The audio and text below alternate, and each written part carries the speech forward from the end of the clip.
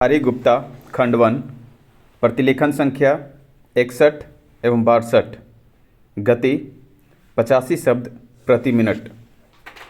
सभापति महोदय, मैं वित्त विधेयक का समर्थन करने के लिए खड़ा हुआ हूँ।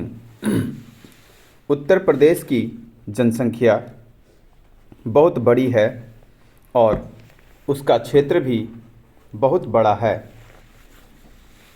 इसलिए यह आवश्यक है कि उत्तर प्रदेश को उसकी जनसंख्या और क्षेत्र के अनुसार विकास योजनाओं के लिए केंद्र से आर्थिक सहायता दी जाए। इसके बिना उत्तर प्रदेश की उन्नति होना असंभव है। भारत का किसान इस देश का जीवन है। किसान पर ही सारी खुशहाली और उन्नति निर्भर करती है। अगर उसका जीवन समृद्ध होगा तो देश भी समृद्ध होगा। इसलिए यह आवश्यक है कि किसान की दैनिक जीवन की चीज़ें सस्ती हों और उसके खाद और कृषि यंत्र आदि सस्ते दामों पर मिल जाएं। पानी के लिए उसको भगवान की तरफ ना देखना पड़े, बल्कि उसको सिंचाई के विषय में आत्मनिर्भर बनाया जाए। जब तक किसान को पूरी सुविधाएं नहीं दी जाएंगी, तब तक देश उन्नति नहीं कर सकता है। मेरा यह भी निवेदन है कि जिन परिवारों में खेती का काम होता है, उन परिवारों के बच्चों को कृषि विभाग में नौकरी देनी चाहिए। मैं आवश्यक समझता हूँ, क्योंकि उन्हें कृषि के बारे में व्यावहारिक ज्ञान होता है।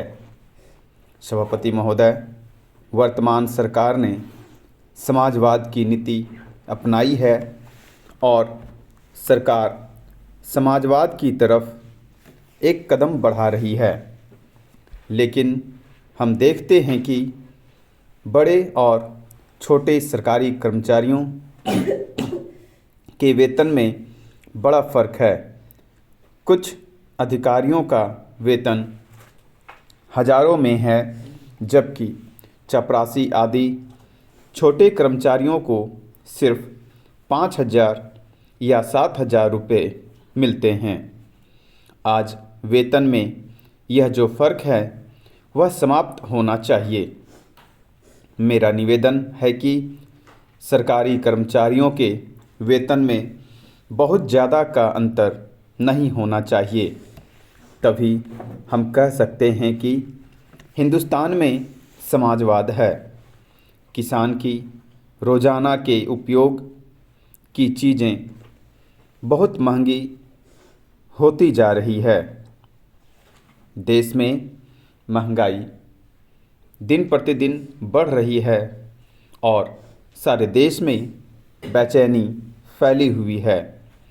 इस बढ़ती हुई महंगाई को रोकना आवश्यक है, नहीं तो देश में क्रांति हो जाएगी। आप इस सच्चाई को छिपा नहीं सकते कि आज देश में चारों तरफ बड़ा असंतोष है और लोग बड़ी आशा से हमारी तरफ देख रहे हैं, लेकिन महंगाई हमारे नियंत्रण से बाहर होती चली जा रही है। देश में काले धन की बड़ी चर्चा की जाती है। उसको निकालने के लिए बड़े प्रयत्न किए गए हैं। सभापति महोदय, सरकार इस स्थिति में नहीं आई है कि वह कह सके कि देश में काला धन नहीं है। काले धन को निकालने के और प्रयत्न होने चाहिए, लेकिन उसके साथ साथ इस दिशा में भी कदम उठाए जाएं कि ऐसे कामों पर रोक लगाई जाए, जिससे लोगों को काला धन कमाने का अवसर ही ना मिले। आज हमारे देश के विभिन्न प्रदेशों और क्षेत्रों की स्थिति में बड़ा अंतर है। इस अंतर को समाप्त किया जाना चाहिए। मुझे आशा है कि वित्त मंत्री महोदय मेरे इन सुझावों पर अवश्य ध्यान देंगे। कल मैं वित्त मंत्री जी को बता रहा था कि आप एक तरफ से नए नए कर लगाकर खजाने को भरने की कोशिश कर रहे हैं और दूसरी तरफ आपके विभाग उस खजाने में छेद कर रुपया निकाल रहे हैं। इस तरफ उनका ध्यान जाना चाहिए। मैंने इस संबंध में एक उदाहरण दिया था कि एक लंबी चौड़ी सड़क पर एक ही तरह का काम होने वाला था। एक ठेकेदार ने 4 लाख रुपए प्रति मील और दूसरे ठेकेदार ने 10 लाख रुपए प्रति मील के हिसाब से रुपया मांगा। जब मंत्री महोदय के सामने यह चीज़ लाई गई तो इस बात की जांच हुई, जिसमें कुछ करोड़ रुपयों की बचत हुई। अगर सब मामलों की जांच हो जाती तो कई करोड़ रुपयों की बचत हो सकती थी।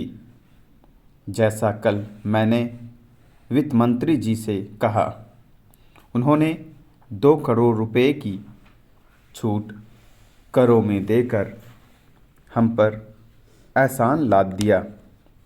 लेकिन मैं तो आपका कई करोड़ रुपए का लाभ करा रहा हूँ।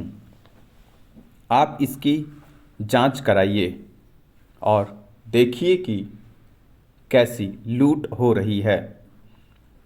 इतना ही नहीं, इसका प्रभाव दूसरे विभागों पर भी पड़ रहा है।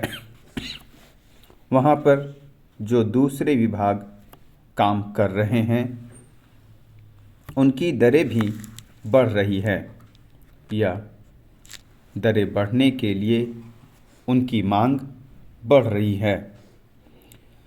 जब वही काम एक जगह अधिक लागत में होगा तो दूसरी जगह वही काम कम लागत में नहीं हो सकता। इसलिए या तो वह चोरी करेगा या दर बढ़ावेगा। अगर एक सड़क पर ऐसा होता है तो वहाँ जो दूसरे काम चलते हैं उनमें भी ऐसा ही होता है। ठेकेदार अपने विभागों के साथ मिलकर दर बढ़ाते हैं। मैं भ्रष्टाचार की बात नहीं कहता हूँ, उसको ना आप बंद कर सकते हैं और ना मैं बंद कर सकता हूँ और ना लोग